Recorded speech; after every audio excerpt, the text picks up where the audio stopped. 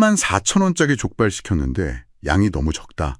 혹시 이런 글이 어쩌다 뉴스 기사가 된 거 보신 적 있으세요? 아니, 어떻게 이런 개인적인 불만이 전국적인 뉴스가 될 수 있을까요? 오늘 딥다이브에서는요, 여러분이 공유해주신 자료, 메아리와 확성기 보고서를 가지고 한번 파헤쳐보려고 합니다. 바로 이 현상 중심에 있는 따옴표 저널리즘이라는 것과 특정 온라인 커뮤니티와의 관계 말이죠. 이번 딥다이브 미션은 이거예요. 언론이 온라인 커뮤니티 목소리를 어떻게 갖다 쓰는지, 또 어떻게 부풀리는지, 그리고 이게 왜 문제가 될 수 있는지, 더 나아가서 이게 여러분이 매일 보는 뉴스에 어떤 의미가 있는지 한번 깊이 들어가 보죠. 네, 좋습니다. 그럼 먼저 핵심 개념, 따옴표 저널리즘부터 좀 짚어볼까요? 이게 말 그대로 특정 발언을 그냥 큰 따옴표 안에 넣어서 누가 이렇게 말했더라 하고 그대로 전하는 방식이에요. 예를 들면 A씨는 바나나가 빨갛다고 주장했다. 뭐 이런 식이죠. 아, 그러니까 주장이 있었다는 사실만 전달하는 거네요. 그럼 그 주장이 맞는지 틀리는지는 언론이 굳이 확인 안 해도 되는 건가요?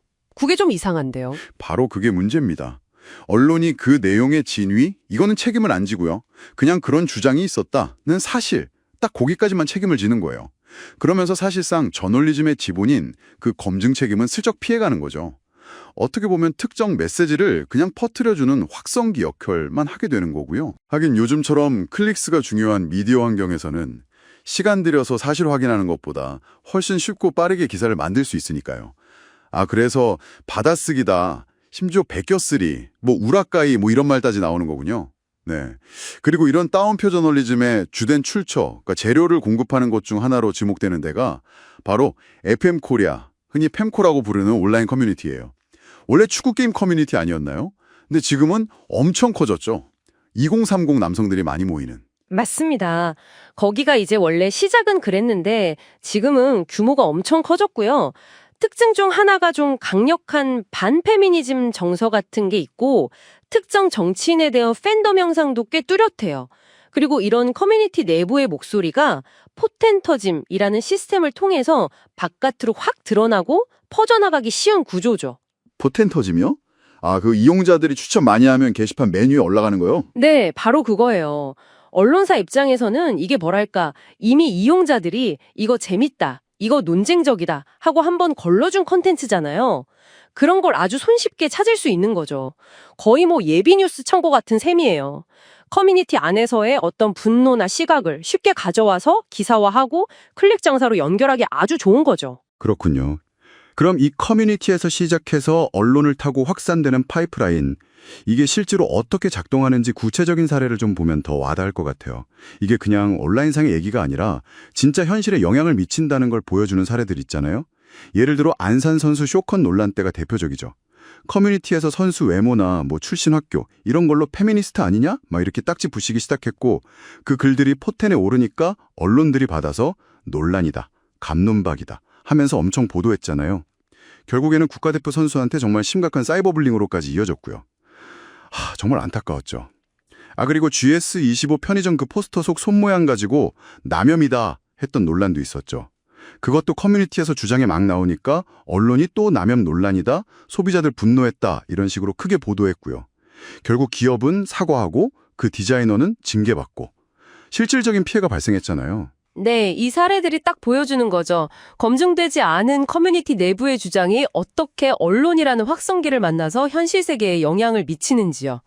논란이라는 이름으로 포장되면서 사실은 혐오나 어떤 음모론 같은 것들이 뉴스처럼 둔갑하는 과정인 겁니다.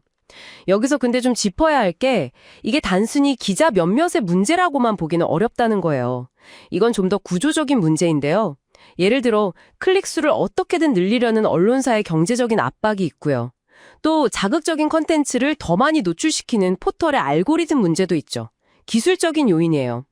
그리고 커뮤니티 이용자들 입장에서는 자기들 목소리가 사회적으로 영향력을 가지는 걸 보면서 효능감을 느끼는 그런 심리적인 요인도 있고요. 결국 이게 다 맞물려 돌아가는 거군요. 언론은 쉽게 트래픽을 얻어서 좋고 커뮤니티는 자기들 영향력이 커지는 걸 확인해서 좋고 서로에게 어떻게 보면 이득이 되는 좀 위험한 공생관계라고 할 수도 있겠네요. 검증 안 된 분노가 뉴스가 되고 그 뉴스가 또 커뮤니티를 자극하고 이런 악순환이 생기는 거군요. 네, 오늘 딥다이브에서는 이렇게 온라인 커뮤니티의 목소리가 이른바 따옴표 저널리즘을 통해서 어떻게 뉴스로 만들어지고 증폭되는지 그 배경과 실제 사례들을 한번 살펴봤습니다. 결국 최소 비용으로 최대 트래픽을 뽑으려는 언론과 자신들의 영향력을 확인하고 싶어하는 커뮤니티의 이해관계가 맞아떨어진 현상이라고 볼 수 있겠네요. 이게 그럼 왜 여러분에게 중요할까요? 바로 여러분이 매일매일 보는 뉴스의 질, 그리고 더 나아가서 우리 사회 전체의 공론장이 얼마나 건강한지와 직결되기 때문입니다. 때로는 이런 메커니즘이 인공적으로 분노를 만들어내고 갈등을 부추겨서 그걸 상품화하기도 하거든요. 이런 구조를 이해하는 것만으로도 우리가 정보를 접할 때 좀 더 비판적으로 볼 수 있는 첫걸음이 될 수 있지 않을까 싶어요. 맞습니다. 그래서 앞으로 혹시 온라인 커뮤니티에서 시작된 듯한 논란 기사를 보시게 되면 한번 이렇게 자문해 보는 건 어떨까요? 이 기사가 정말 검증된 사실을 전하고 있는 걸까? 아니면 그냥 누군가의 주장을 큰 따옴표 안에 넣어서 옮겨 적은 건 아닐까? 하고 말이죠. 여러분이 정보를 어떻게 소비하고 받아들일지 잠시 생각할 거리를 던져드리면서 오늘 딥다이브 마무리하겠습니다.